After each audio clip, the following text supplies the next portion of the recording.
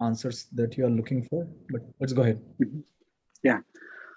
So briefly, my background, I spent a few years doing research. I started in undergraduate research, maybe my first semester of my undergrad. I've been doing research. So 4 years of undergraduate research, along with other, non-relevant jobs like math tutor at the university or mentor at the university. Once I started my PhD, which is the research experience is listed as quantitative research lead, to draw attention to the recruiters or managers reading my resume.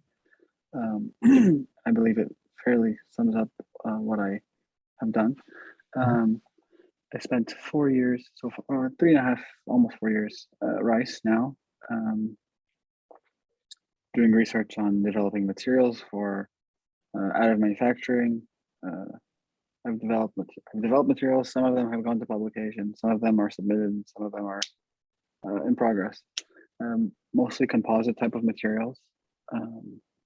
I've collaborated with team members to print things like outside of my experience, like rubber, cement. What else? Fibers, 2D materials, electrodes. But mostly I've done polymer composites like epoxy filled with something.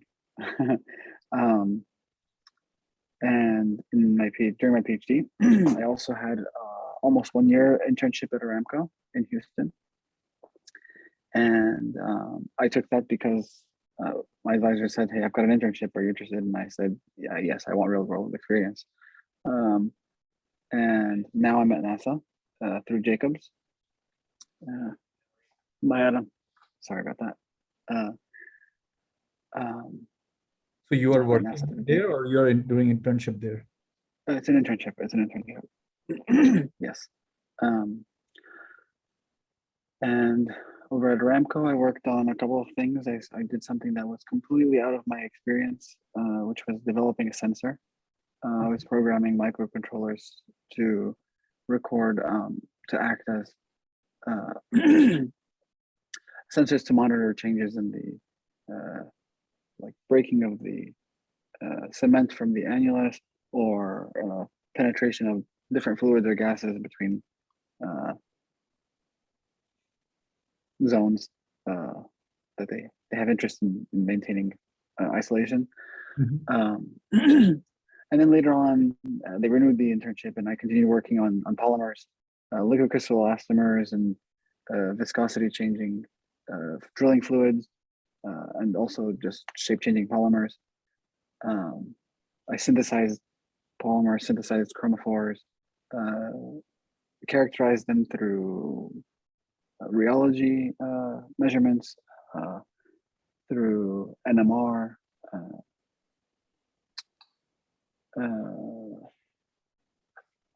I also helped to come up with a. Yes. So you're mostly an experimentalist in that sense, right? Yes, over at Aramco, mostly experimentalist. I did present and report my findings. Later on, they continued to fund my research, so I wrote some maybe 4 or 5 or 6 patent applications. Not the application itself, the invention disclosure, and then I reviewed the patent application. So I have a few of those ongoing or submitted already. Somewhere between, I'm expecting anywhere between 4 and 8, depending on how much longer I stay in the PhD. They're just going to keep funding, and we're going to keep spitting out patents. Right. I think I got a good idea, Ali. So yeah. I was looking at your questions, and most of them circle around the money aspect of yes. What's I mean, that's primary what I understood. And so let me tell you a little bit more about what I have gone through and what my understanding is. So number one thing that I want to be very clear on that PhD, especially from the core industry, if you're doing, it doesn't guarantee you a lot of money. PhD does not. That's yes. very clear. So you will find people who have masters in computer science and working for Amazon or bachelor's, probably making close to twice what you're going to make as a PhD. In a nutshell, that's what my point is. Yes, yes. Usually when you work in a core sector, their salaries are on the lower end as compared to, especially if you compare it with computer science and so on, other Of industries. course. Yes, of course.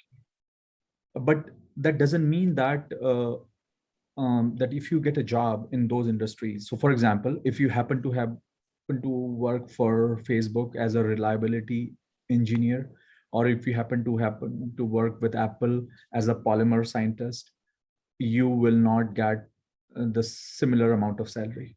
So the what I was trying to tell you is, because I understand what your background is much more now. So there are a couple of industries, and that was one of your question at what type of industry should I apply, right? So you can look for companies who are tire or rubber related, right? Like Goodyear, Bridgestone, and all those. You can look at companies which are definitely in, because of that of your location, oil and gas, which is not doing that great as of now, right? Hmm. Um, Again, my point here is, if you are looking for a higher salary, make sure you go to, with your expertise, go to a sector which is paying more. So those technologies would be, I would say, electronics, right? For example, working for Intel, working for Facebook, not as a software developer or not in that area, but for their ocular, they need polymer scientists, and you will find those jobs. I have a Yes, I've seen friend that. actually that was working for a rubber industry, and last year he moved Mhm. to work for an Apple as a polymer scientist, and he makes close to twice as more. Oh, wow. Yeah, so that's what I'm saying. Make sure you pick the right technology. So if you go to a rubber industry and work for a tire company, like, you're not gonna get more than as a PhD. I would say you would be lucky if they pay you 100. Oh, Like, wow. depends on the location also. But let's Hmm. say, because most of the rubber industry, if you look at, are in Northeast Ohio, Cleveland, and all that area. They're playing 100, max, I would say, as a startup, as when you're starting. But if you join, as I said, again, as a and for Apple, for Facebook, for Amazon, A to Z, what their lab is, which makes fire and all that, you will find that they, of course, the location will be, let's say, California or maybe Washington, I mean, Seattle, things like that, but you will find that they end up paying much more. So make sure that, my first question thing for you would be, choose the right technology, right? So whatever your expertise is, choose the right technologies. There are some technologies which pay much more versus some technology which does not pay. Okay. So, Hmm. so that's number one. And then, as far as compared to how much salary a PhD concern, I already told you it depends on what technology you use. But you have to also understand that. So, for example, when I started working for Rolls-Royce back in days, I think they offered me 90,000 or something like that. But then, whenever you start working for a company, you will find that you go through a usual process of incremental and bonuses. So every year you can expect, if you perform really good, a raise from 3 to 5%, right? So your salary, let's say you start 100, 3% of would be 3,000. So just imagine every year you are getting 103, 106. That's your usual way of increment would be. The Hmm. only time you will get a big jump, a huge jump, when you move to a new company. So Right. what I'm trying to tell you is, the moment you interview a company, the moment you start talking to a company, that is the time where you should be negotiating based on Yes. based on how comfortable you are. Yes. What does that mean is, let's say if you have two offers, then you are in position to negotiate. If you have just one, you are not. As simple as that, Okay. right? Okay. So make sure you have that sort of a balance. Sometimes what happens is, I would also tell you one thing is, you will find that, let's say there is a company A and there's a company B. Company A is something you are passionate about, okay? But the company is paying you a less salary. Let's say they are paying you 20% less, versus company B, which is, the industry is boring, you don't see a good future, but they are paying you 20% more. If I was you, I will go with company A. at this stage of my career. When Mhm. you're starting in a company, when you're starting your job, make sure you go to a company which has a future. Like, for example, if I was you, I won't go for work in oil and gas. I will work for battery company. Do you know what I mean? Mhm. Yes, I that understand. that would be very, very important, how you going to accelerate. Because what happens is, it's very, very important for you to work in a company which is up and growing, because then you create a value for not only for company but for yourself. And what happens after 2 or 3 years, you will end up working for another company, and probably you will getting making much more money. So don't go Mhm. to a sector or an industry which is going to be a Sure. dead, which going to be dead in few years, or as you Yes. move. So that's Right. also very important. Yes. So, how do I know? So this is the question that I think I'm really trying to get is Uh-huh. that first salary. How do I know what I'm worth? So I'm telling you, right? Again, it depends on. I will give you a rough ballpark figure. So I give you, let's say, for example, I'm giving you two examples here. As a polymer, you're not going to work for um, high temperature materials. It's not going to happen, right? You're going to start for your job. I'm talking about just industry right now. I'm not talking about academics and government labs. I'm just talking about industry. So you will apply to the companies which are IT, if I call it, like I'm going to put that as Facebook, Amazon, um, Microsoft, all those companies which make hardware, which requires polymers. I would say in those companies, and including Intel too, I would say as a startup, depends on location. If it's not California, if let's say if it's not California, and if it's Oregon, Washington, I would say as a start, if you are getting 150, that's awesome. If we are getting 100, that's lower Hmm. for sure. Again, a sector. But if you are working for Bristol, Goodyear, working for them in Northeast Ohio, which is a cheap place to live, I would say if you're getting 100, that's decent. If you are getting 125, that's good actually. That's how I see it. But if you are Yeah. going to California to work for Apple, I will definitely say, or Amazon, I would definitely say over there 150 as a PhD should be the start minimum. Okay. Yeah, Hmm. 150 should be the start. 120 would be absolutely low there, no doubt. Yeah. Right. So it depends on salary is a factor of, and also I will advise you to go to a website called Salary Comparison. There's a website called Salary Comparison, and what they do is basically they say, so for example, you live in Houston, right? You know the standard of living, you know the housing prices and all that, right? So let's say if you have in your brain is, okay, if I'm living in Houston, and Houston also, I will tell you, if you're not working for, even if you're working for oil and gas, if they pay you 120, I would say that decent to start with as a PhD. So let's say 120 is your Houston base. So in salary comparison, you can say Houston 120, what that will be equivalent, California, San Jose, it will give you a number. So that will be a good comparison. It's called salary calculator or something, or salary comparison. Sorry, not calculator, salary comparison. So it compares the salary between whatever the market is in Houston right now based on the cost of living versus cost of living in some other state. Hmm. So Right. Yes. I would say that would be a good start where you say, okay, Houston, I'm comfortable, because you know, right, the friends you have there around there, or your roommates or your fellows who have graduated and is working in Houston right now as a PhD. Let's say they, as I said, they are making 125, and I think that's a good salary to for Houston. It could be less than that. It could be 100 or 110, and then you can compare that. So what I'm saying is, when you do a negotiation, you can use those numbers also. Let's say you are working for Intel, right? You are comparing, you're saying, and then you can ask the HR, this is what the Houston salary versus this is, and this is the number I got, because they want to understand the logic also, right? So that will help you definitely. But I will tell you one thing is, if for an Intel, companies like Intel, if you start working, and most of the students do work like PhDs and all, their salary is very standard. I think for a PhD, you get somewhere from 125 to 135. That's what it is basically.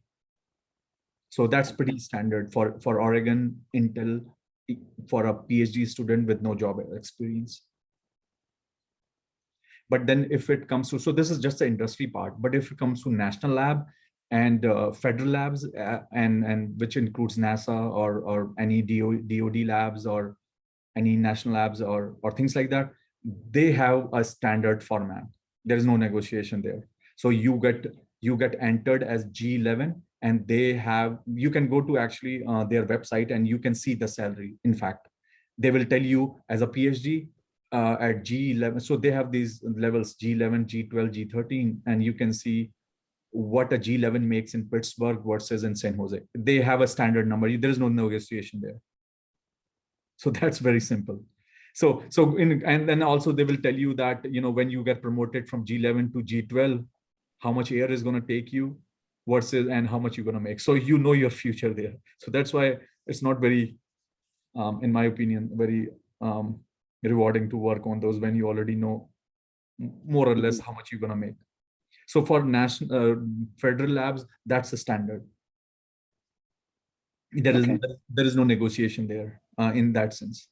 You can only negotiate or hire me as G11 level. So also in every level, there are sub levels. So G11 goes from 0 to 9, and then G12 goes from 0 to 9, and every sub level also have their salary. So all you can negotiate is G level, what level they should hire you. And there will be some little bit difference in the salaries here and there, but as I said, that's all open. You can go to website and you can do that. Yeah. Does that answer your question? It does. So and as far as your one question is concerned, how I can get a higher salary and all that, just one second.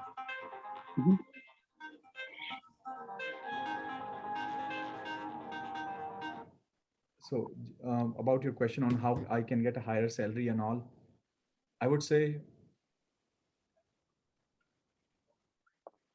number one part is whenever you enter a job negotiation, that is very critical. But because once you set a band, so once we start from 125, once it's 135, that's going to make a big difference. Right. Yeah. So that will be the key, definitely. If you are asking exactly that question.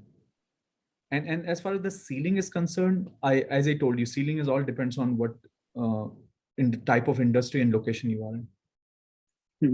Again, I'm talking about a startup. Once you enter there, what happens after that? That's the separate story. Right. Yeah. So how about so this is the entry level salary. Yeah. So I'm fine with that salary. Not the massive salary, but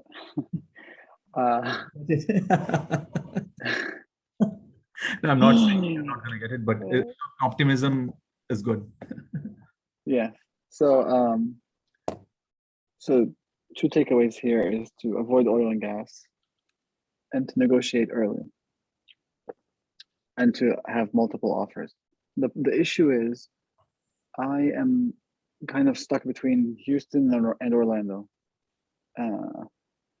Those are the only places I can live in because of family.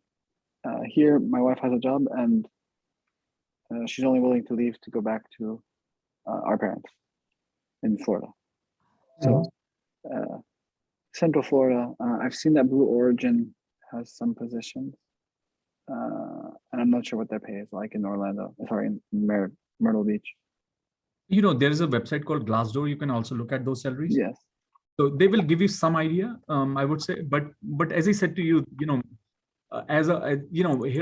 what I'm trying to tell you is, as a fresh PhD, for even Central Florida, if you're getting 125, 130, I won't say that's a bad salary, because Houston and Central Florida might be cheaper actually, probably, than Houston, right? It's about the same now after COVID. It's about the same. Okay. So I will give you one number that I know for sure. I had a friend that used to work in Houston, still works in Houston, and I think after PhD, with 10 years of experience, he's making 135. So just, and this is core industry. This is oil and gas, right? Mm, But what I'm saying is this is, but I'm not saying that he cannot make more, or, but I have this number, I'm telling you. So yeah. what I'm saying is just make sure your expectation revolves around that. Don't go 200. That's what I'm trying to tell you. Hmm. But So how definitely can I get? PhD, as you're starting up, if you get in Houston, even actually, I would say 110. That's pretty good. Yeah. So how can I get to 200? I mean, yeah, that's not a bad question, because I asked the same question to myself too. But uh, I think in that case, I mean, as I said, unless until you are willing to work, unless until you get a job in Apple in San Jose, it's not going to happen. I would say it is unrealistic for any company Hmm. Hmm. for a first PhD. And that's Yeah. that's So that's written rule. so what about after 5 years? You said 10 years. Your friend was 135. But I'm not saying that I don't have friends who don't make 200. I didn't say that. But my point here is this is one data that I have. But you have to understand many things. I want to have this discussion just when you get a PhD, because what happens after that is totally different game. Hmm. All Hmm. depends on your performance, what opportunities you get after that. Are you staying in that company for a long or not? Because you will find people who start as a very fresh, but probably after 10 years they are making $1 million. So that question becomes very irrelevant, because I think at this point of time, all I can tell you about what should a fresh PhD expect to get a salary when you are applying for a job Yeah. in Sure. what happens after Excuse me. that, it's totally different. It's a very different, it's a very non-linear process. So hard to start. Hmm. Excuse me. Um, okay.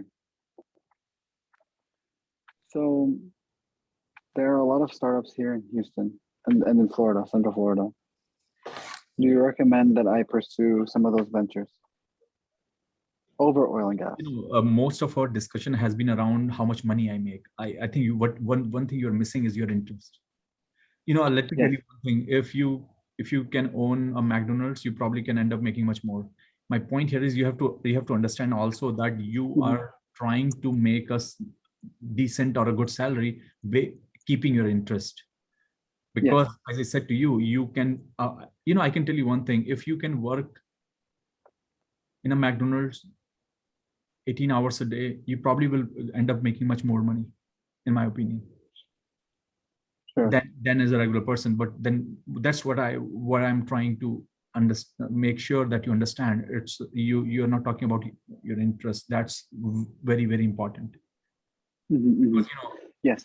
you can say, and coming back to a point on a startup, I personally feel a person who, your first job or a second job, if you can get in a good startup, that's the best thing that can happen to you.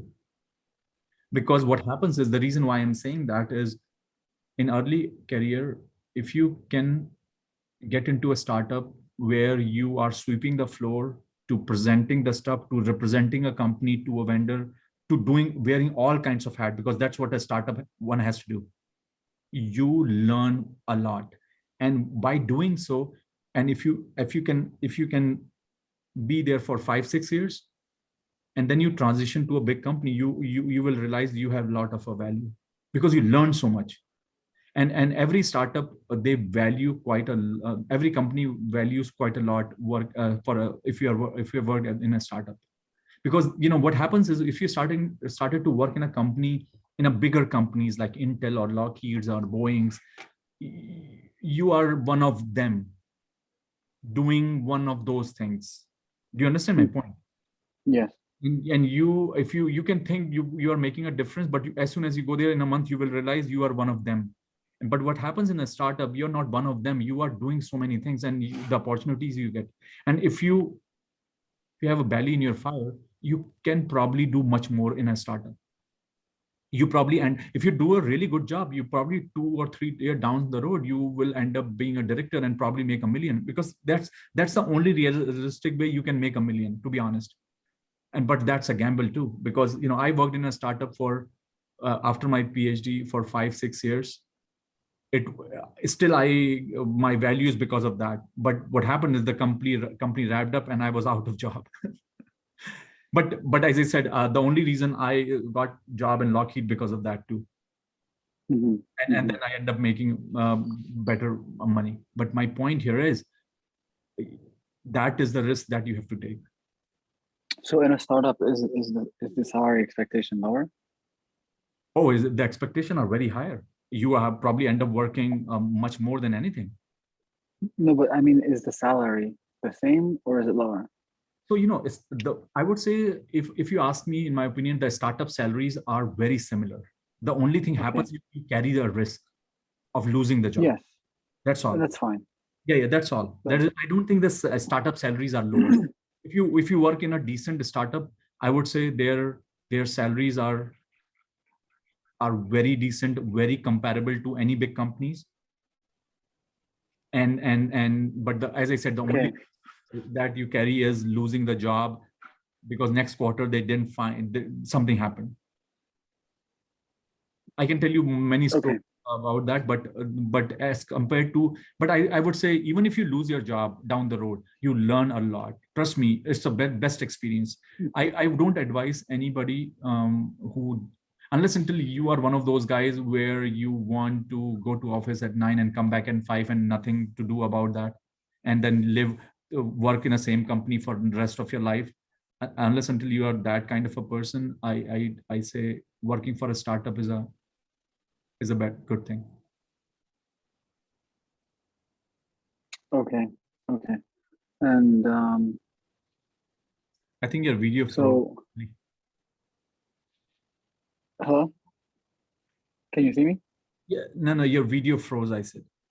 But Yeah, go ahead.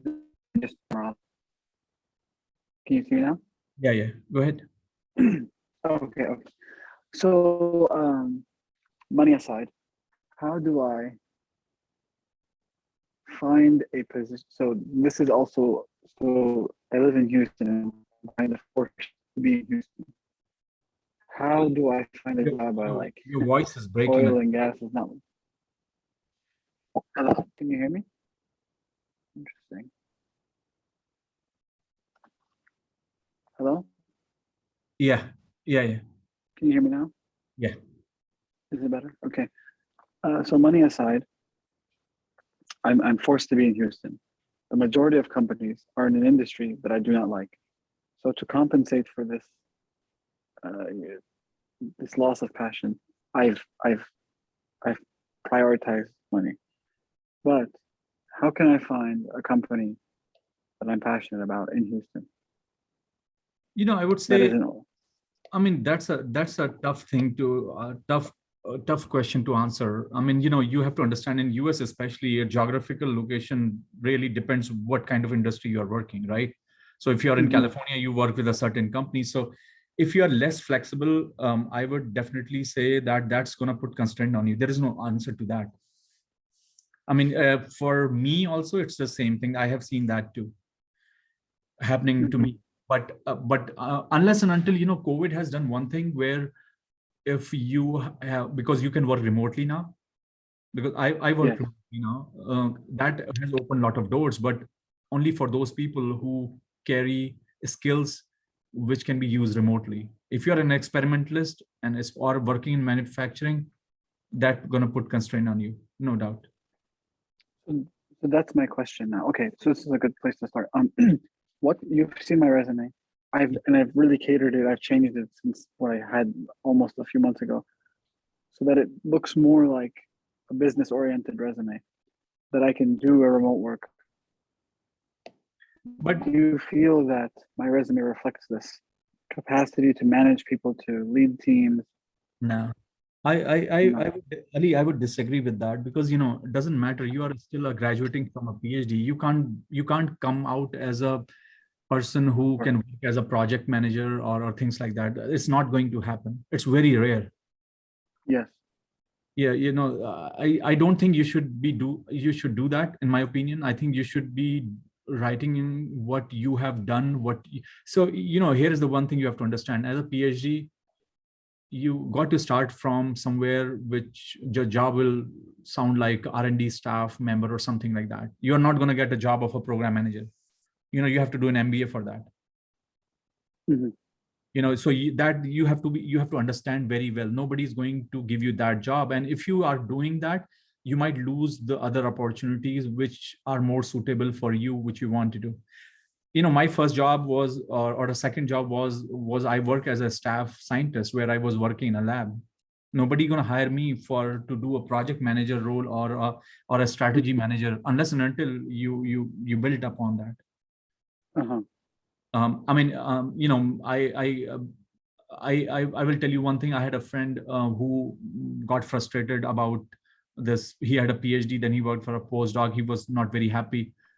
He just quit that and applied for an MBA program. He got into Wharton. He started working for Wall Street. So that's other thing that people do. Sorry, you cut off. Hello? Can you hear me? Yes. You said something, your friend got into Wharton? No. What I'm saying, I knew about a guy who was my distant friend that he was doing a postdoc and then he didn't like it, Hmm. and then he quit everything, went to an MBA school, got an MBA, and then started working for Wall Street. So what I I'm trying to understand. tell you is you have to understand one thing, that once you got a PhD, you made your destiny in one sense, in that sense. Sure. Everybody. So if you're trying to move out from as quickly as now, I would say that may not work very well for you. Hmm. Hmm. You have to Hmm. go with your strength, get a job. So if I was you, I don't know about your constraint, but if I was you, I will try to get a job in an industry which I like to work on, and at least work there for a few years, and try to find it out how can I move around that, and probably in the course do an MBA or something, and do something if I don't like that. But if you're Sure. trying to do that immediately, it would be tough for you, because nobody's going to give you a job for you have no expertise or have never worked on, versus something that much better. Hmm. That's for sure. So don't try to say that I'm trying to align my CV for more business. No. There are MBAs who do much better job. That's what they went for, Okay. right? So you won't be able to justify your resume to a company. Hmm. Hmm. Hmm. That's not going to happen. Okay. Sure. I mean, I don't want to give you a false hope, but this may not work very well for you, to be honest. Hmm. Hmm. So what would happen if I did land such a role? I mean, I mean, I don't know how you're going to do that, because you've never done that. I mean, if I give you a job where you have to, as I said, my first job was in Rolls-Royce was to analyze specimens, work on ceramic specimens, work on the mechanical properties, because that's what my expertise was. But if they would have Right. given you a role, or to say, do electrochemistry or do program management role, I don't know, how could I do that? I mean, Sure. why would they do it? Why would they give me that job? That's number one. But even if I Hmm. lie, or if I made it up, I don't know if I will justify that, how to do that, because everything needs an expertise. Sure. Sure. So, um, business stuff on the side, leading a group, leading people. How does that differ from organizing and leading and identifying projects during the PhD, especially for high intensity PhDs? You know, one I've met. one thing I will Mhm. tell you, what one of the confusion that I have when I had my PhD is I thought I Mhm. can lead people. I had that confusion in my brain too. I think you are Sure. going through that same confusion. I will tell you the exact answer to that. Mhm. And the only reason I thought that I would lead something because I thought I'm the expert of this topic and I can make better decisions. I think that's what everybody's brain goes through. Like I am the expert of this Sure. topic. If I get a job, I can figure it out. But you have to understand the managers, they don't have to be an expert. It's a I very understand. different type of personality that takes a company to be a leader. And if you work in a startup, you will find that maybe early on in your career or maybe after that you will find there are some people who started working for you, because it's a startup company. There are 20 people there, right? So they say, okay, you guys are work under him or all that. But if you started to work in a company like a bigger company like Intel or Apple, trust me, until you spend in 10 years in that company, you're not going to be a leader. They're not going to give you a leadership Uh-huh. position. It's not happened because they train their leader. There is a process Yeah. they have to go through, and it has Sure. nothing to Sure. do how good you are technically. It has nothing Mhm. to do with Mhm. that. The leader might not Sure. know anything about what Mm. The technically is topic. going on or whatever, but he or she knows how to make sure that job is done. That's a very different kind of a. Mhm. So what I'm saying, Yeah. every company culture nourish their leader as you progress in a company, and then they identify those leaders, and then they put those people as a leadership position, and that's very different. I think at this point of time, it is very difficult for you to understand what I'm trying to say because it took me a while. But as I told you, that leadership position are very carefully chosen in a company. If you are a subject matter expert, what they call SMEs, that's easy. But the leadership positions are very difficult to get in, and very careful. The company chooses them very carefully. Not Mhm. Mhm. everybody that goes in a company becomes a leader. You probably end up working as an SME throughout your career if they don't find that skill set on you. And every company Sure. defines role in Sure. a very different way. So what I'm trying to say Mhm. is, if you work, that's the reason I told you that if you work in a startup, you may get that opportunity very well, and you will learn that, and that's not a bad thing. Okay. Okay. Okay, Mhm. Mhm. I'm able to answer your question, Sally, Yes. Yes. but I'm trying to be honest here, because that's whenever I talk to a student, I want to make That's important. Yes. opinion, not live in some kind of a fairy side, because that these are the questions actually Yes. you a very good question, because these are the questions I had also, and nobody Mhm. was able to answer that at the time, and I made mistakes. And so I want Mhm. to just make sure that you have the right information. I mean, you can make whatever decision you want, but you should have the right information. Yes. Of course. Of course. Of course. And that's important. So, suppose that I enter into a research role, which is fine. I'm okay with that. I don't have a problem. Uh, I am expecting that. What do I need to do once I'm in the company to become a leader? I've led people before. I've co-founded organizations, and I've organized people to achieve a specific mission. I was the president of the society for a year, um, So and this was Ali, a local. Yeah. the short answer to that question is, once you are in that company, in that role, you will have opportunities, ample of opportunities to get into leadership role. That is going to be defined by every company. I can't tell you the answer right away, but it could be very well happen that you are in that company for 2 3 years, and then you started mentoring interns. Okay. Mm. And then Okay. you started mentoring engineers. Mentoring, I'm Hmm. not saying leading, mentoring. That's different. Hmm. And then you when there's a and then you get very good feedback from those interns or those mentors when you mentor.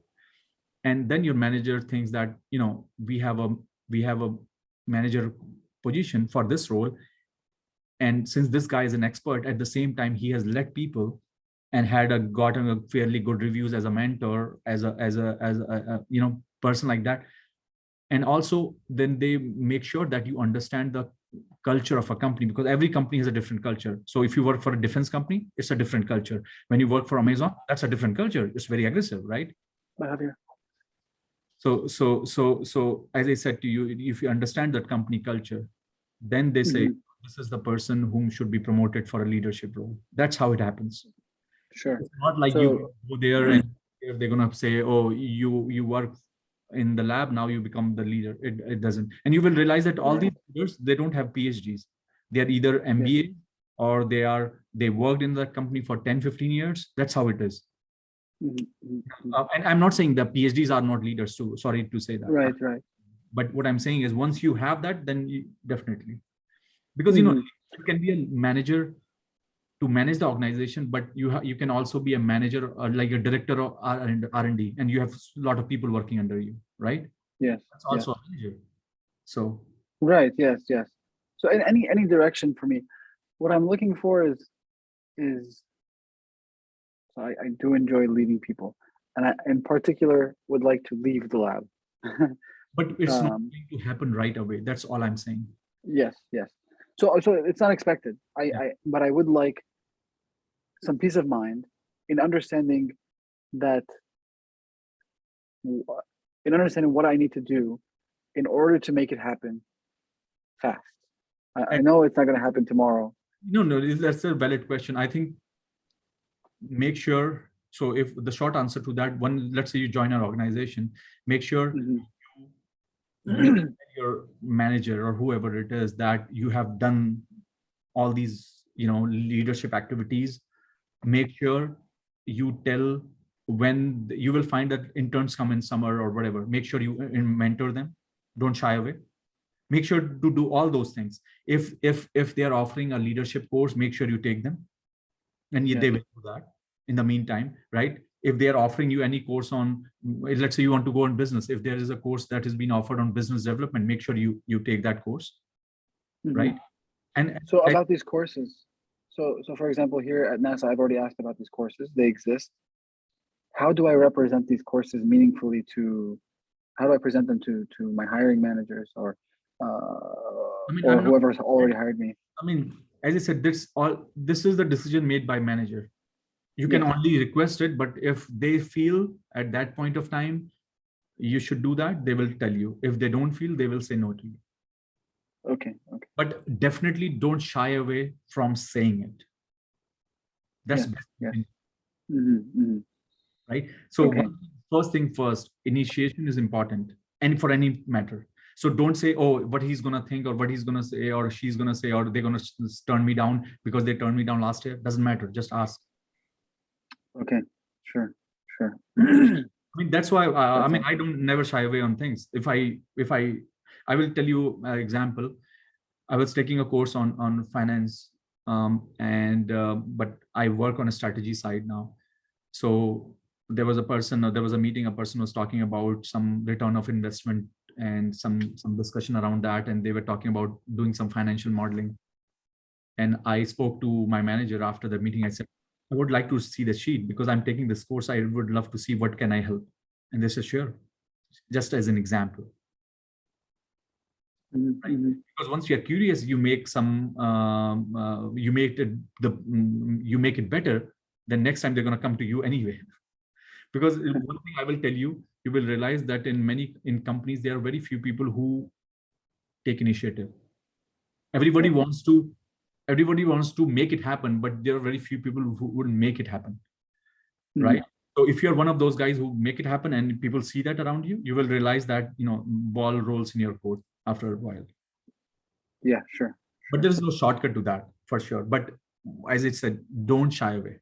That's first thing. Never ever shy away. What's this gonna think? But again, I would also say don't jump into doing one thing to another. Make sure that if you're trying to say I would like to do it, you know about it, right? Just not mere of curiosity or something. Yeah.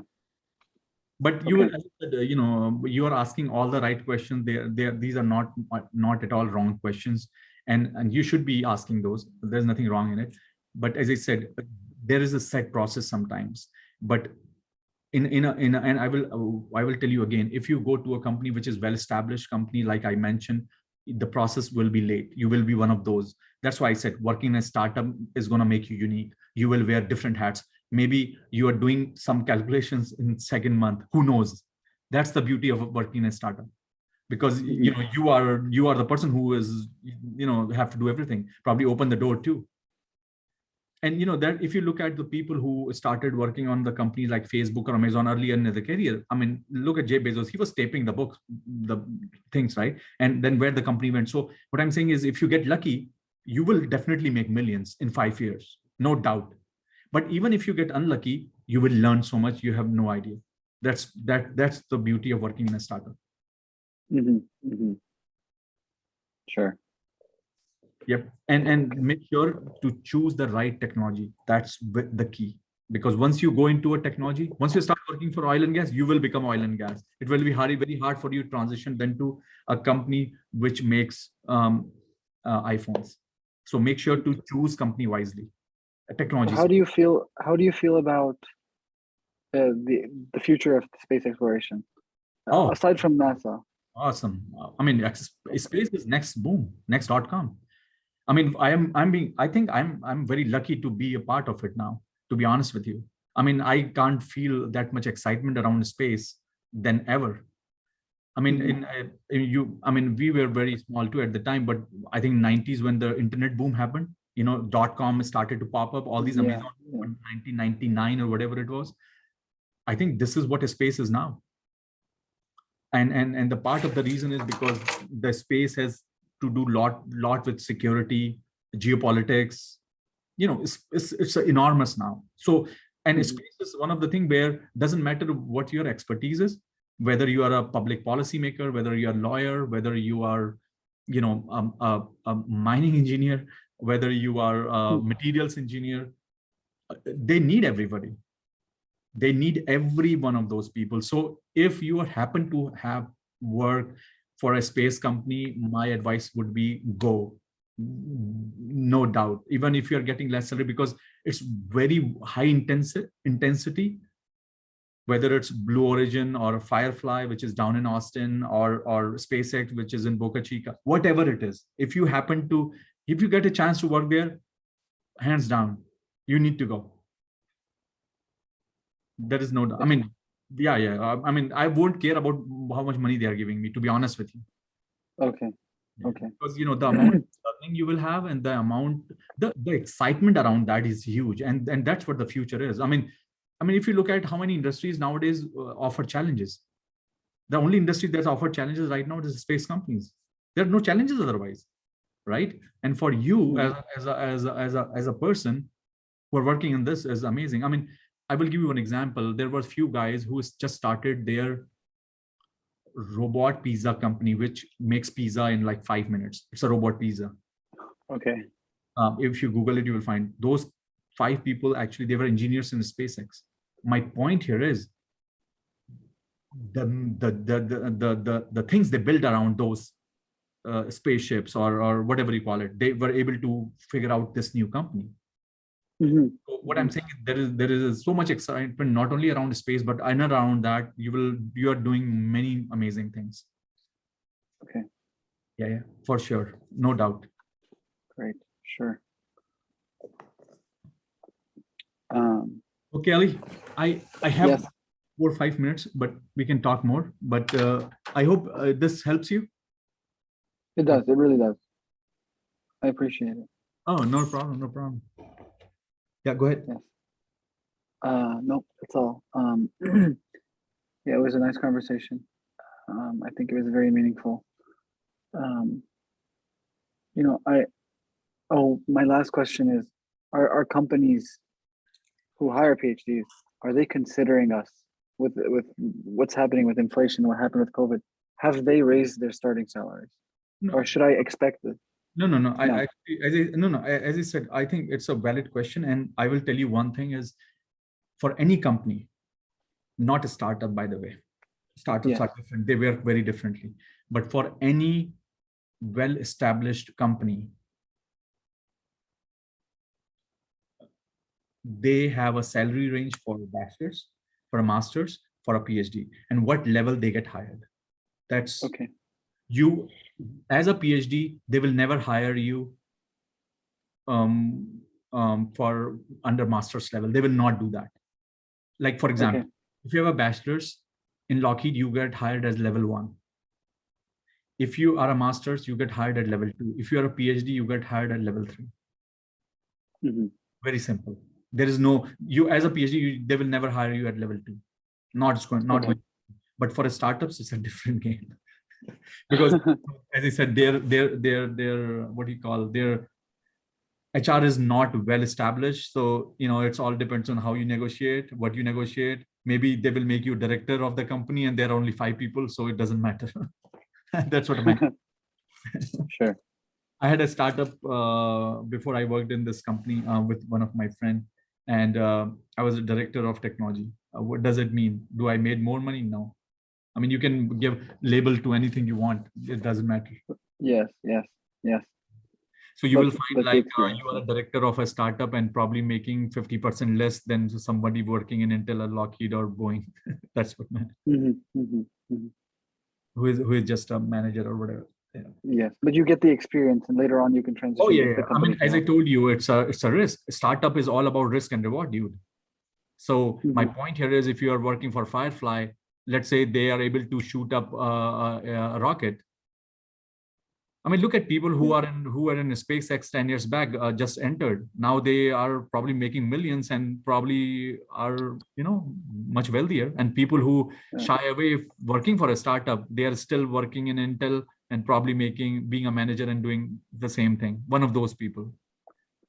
So, do you think Firefly is a good company to join? Is that I'm a just promise? giving you example of Firefly because one of Oh, my okay, friends okay. got interviewed there. But I'm telling you, actually, I posted something on LinkedIn. If you go to my post, I posted list of space companies. There are about 50 of them.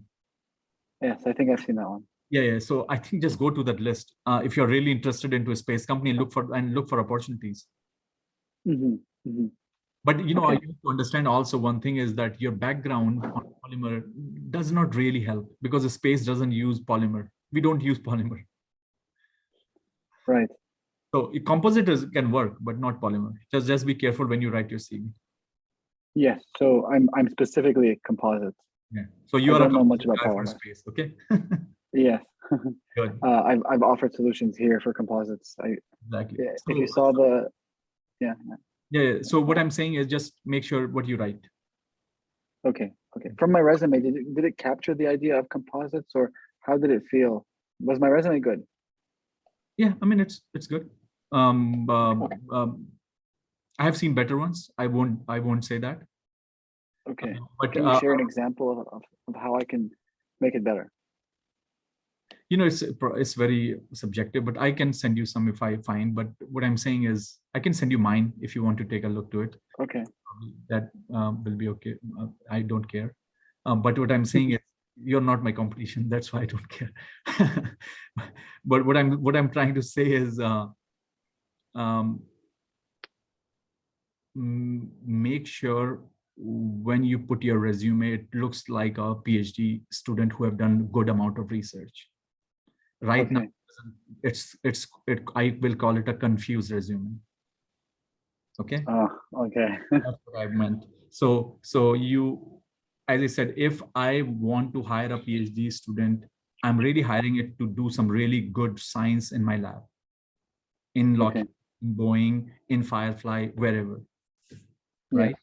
And your resume says a lot of acronyms, which has nothing to do with PhD, but other than that, it says a lot of things. So I said, don't make it a confused resume. It doesn't sound like, oh, did this guy did PhD or does it guy did PhD in finance? You know what I mean? I understand. So make it a resume of a PhD person because that's what you went to school for, and what your Hmm. strengths are. Go with that, those sort of thing. And trust me, you will find a good job, a good paying job, like everybody does, right? It's not like you are unique, or in that sense everybody does it and everybody goes through their life, so you will do that too. Hmm. Sure thing. Sure thing. Okay. Okay. Ali, Yes. everything will be fine. Don't worry. By the way, I know your advisor quite well, not quite well, but I know him. Ajayam? Yeah, I have met him Oh in wow. one time actually when I was a postdoc in Japan.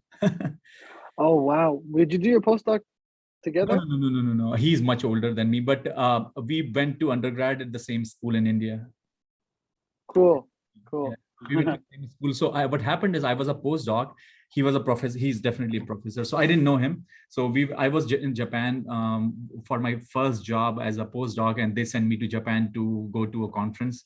So he was there, and I didn't know who Anjaney is, but I started talking to him, and then I realized, oh, you are from the same university. But then I realized he's such a big shot. so so I kept in touch with him after that. I do send him emails sometimes here and there, but if you happen to meet him, just tell him that I met a person whom he met in St. Day in a conference long time back, about 10 years ago. But as he said, I send him sometimes to submit paper on conference and things like that. I don't know whether he remembers it or not, but Sure, sure, sure. I haven't seen him in a while actually.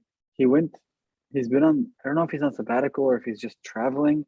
oh, okay. He came back for like 2 days in December or January, and then he went traveling again. I can imagine he's a very busy guy. So Yeah, yeah, yeah. So it's a lot. yeah, no, no, good. So Ali, good luck.